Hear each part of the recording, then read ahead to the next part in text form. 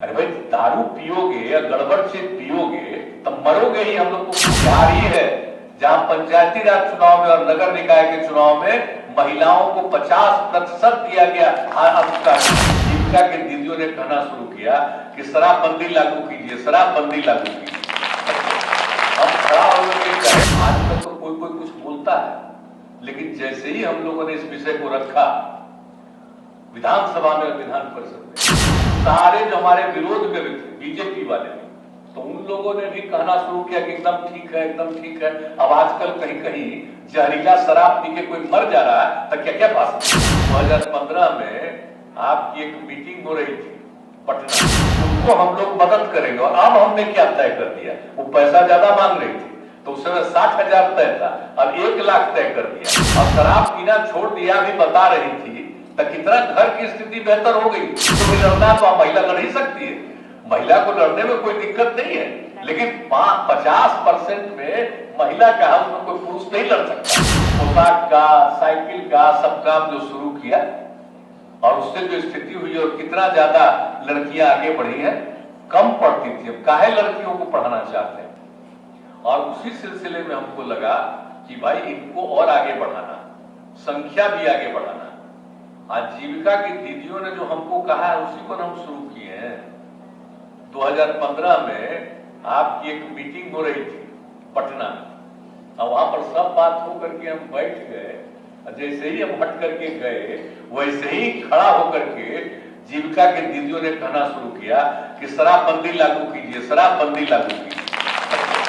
हम खड़ा होकर के कहे कि भाई अब अगला बार चुनाव है 3 महीना 4 महीना के बाद, अगर उस चुनाव में जीत जाएंगे तो हम लागू करेंगे। अब वही हो गया, हम लोग सब साथी थे।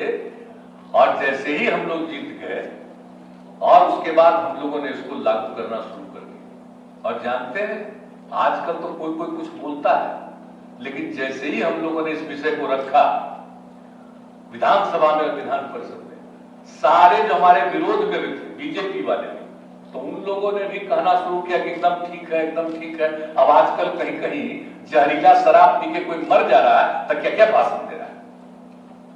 अरे भाई, दारू पियोगे या गड़बड़ चीज पियोगे तो मरोगे ही। हम लोग तो शुरू से कर रहे हैं। अब पिछले साल कितना ज्यादा हमने अभियान चलाया था, भले समाज सुधार अभियान, तो उसमें जितना ज्यादा कहा, हमने कहा कि भाई अब इसमें तो सारे लोगों को निरंतर काम करते रहना पड़ेगा। आप ही लोगों के कहने पर लागू किया गया, तो हम लोगों को समझाइए।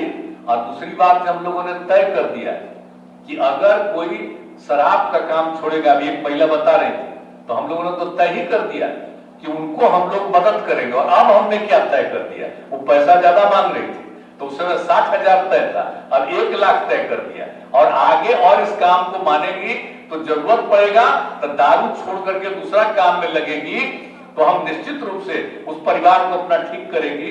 तो हम 1 लाख से भी ज्यादा की जरूरत पड़ेगा उसको नए काम करने। कितना बुरा चीज है, बाकी लोगों के कहने पर हुआ, बताइए। अब शराब पीना छोड़ दिया भी बता रही थी तो कितना घर की स्थिति बेहतर हो गई। अब बच्चे बच्चियों को पढ़ा रहे हैं। और आप लोगों को हम क्यों, मतलब महिलाओं को इतना जो हम विकसित कर रहे हैं, एक तो हमने कह दिया कि रहती है तो एक ऐसा समूह बनाइए और जीविका दीदियां बन जाए और सब मिलकर के काम करेगी। एक तो वो भी चीज हुआ। और फिर आप देख लीजिए हमने महिलाओं के लिए क्या कर दिया। पहली बार इस देश में बिहार ही है जहां पंचायती राज चुनाव में और नगर निकाय के चुनाव में महिलाओं को 50% दिया गया। अब उसका आधा महिलाओं के लिए आरक्षित कर दिया। अब मतलब आधा ही नहीं, आधा से भी ज्यादा महिलाएं जीत जा रही है। कहीं कहीं जहां पुरुष को भी लड़ना तो महिला लड़ ही सकती है, महिला को लड़ने में कोई दिक्कत नहीं है, लेकिन 50% में महिला का हक में कोई पुरुष नहीं लड़ सकता। तो अब ये समझ लीजिए अब कितना ज्यादा हो रहा है। और उसके अलावा जो बच्चियों को पढ़ाने के लिए हमने कहा कि बच्चियां पढ़ेंगी, और उसी के लिए ना पोशाक का, साइकिल का, सब काम जो शुरू किया और उससे जो स्थिति हुई और कितना ज्यादा लड़कियां आगे बढ़ी हैं। कम पढ़ती थी, अब काहे लड़कियों को पढ़ाना चाहते हैं। आप जानते हैं बिहार में कम से कम इसकी कमी होने के कारण महिलाओं के अब उसमें चलते यहाँ का प्रजनन दर कितना ज्यादा है परिवार में। तो जब हमने शुरू किया तो देखा प्रजनन दर 4.3 है।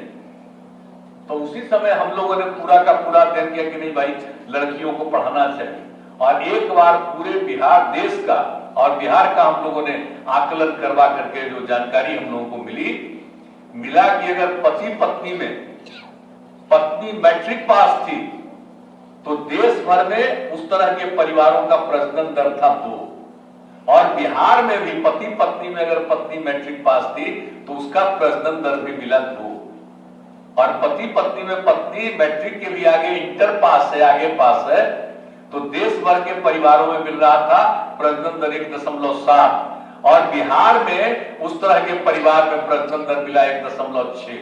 इतनी खुशी हुई कि अगर महिलाएं पढ़ जाएंगी तभी ना जाकर के कम होगा, जब महिलाएं पढ़ लेंगी तभी ये प्रजनन दर घटेगा।